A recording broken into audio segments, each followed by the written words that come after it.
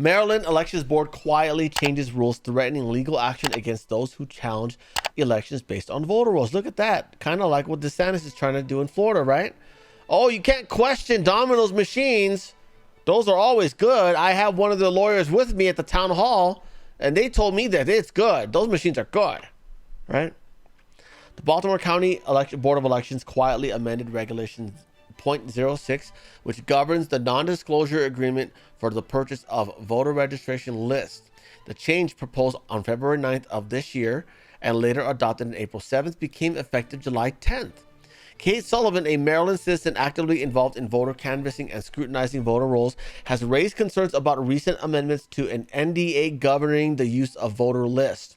During an unrecorded BOE meeting on July 26th, Board Attorney Andrew Bailey read the updated NDA language. According to Kate Sullivan, the board's presentation of the NDA was conspicuously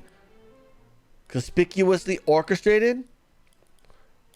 Anyways, Sullivan reads, he stood looking directly at me and first said, in quotes, "This is the oath that you sign. We want to read it to all those who purchase the list." He did not say there's updated language. He did not say this is a new oath. He just said this is the oath you sign when you purchase these lists. She added, in quotes, "I felt that the oath the board lawyer, read was slightly different from the ones I've signed in the past. And sure enough, I went home, did some research, and discovered that the oath language had indeed been changed." Sullivan had been directing a legal, nonpartisan volunteer canvass to help Baltimore County clean and properly maintain its voter rolls. Despite being adequately certified to conduct the canvass, she was asked to cease her efforts by the director of the Baltimore County BOE, citing complaints about the canvassing. Sullivan believes that her activism in challenging the board's maintenance to voter rolls may have played a role in the change in regulation language. According to Sullivan, the amended NDA has new language that was a lot more threatening. She describes the prior oath as essentially being a promise not to use voter lists for commercial solicitations like door-to-door sales. However, the new language potentially threatens legal action against those who challenge elections based on the voter rolls they purchased. It was making it very clear that we understood that if we use this list to challenge elections, then we could be responsible for a misdemeanor or be charged in some way. You hear that? Uncover DC obtained both the old and the new versions of the NDA. Also, Sullivan argued that the amendments to the NDA is a complete violation of state and federal law. Okay, good. So that means that whatever they passed it with this one, and then they updated it to this one after it passed, and that's against the law. So now this has to go to court. But is it gonna get through the court in time for 2024? Federal law mandates that states must maintain accurate voter rolls and make them publicly available to citizens for the purpose of ensuring the accuracy and currency of official lists of eligible voters. Voter rolls by law are supposed to be current and accurate. They rarely ever are, according to Uncover DC. Sullivan is not standing by idly. He says, in quotes, "We have a group of citizens writing letters to the State Board of Elections. What we are actually asking for is for them to clarify their language," she said.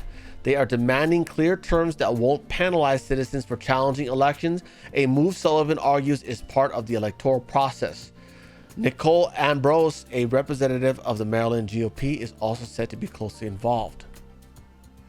According to the press release by Maryland Voter Integrity Group, this new oath removes any mechanism for clearing up outdated voter rolls because if the canvasser uses the data for investigations into illegal or suspected illegal infractions or violations of voter behaviors in a specific election, it is a canvasser who will then be guilty upon conviction of a misdemeanor and subject to punishment under election law Article Title 16, Annotated Code of Maryland.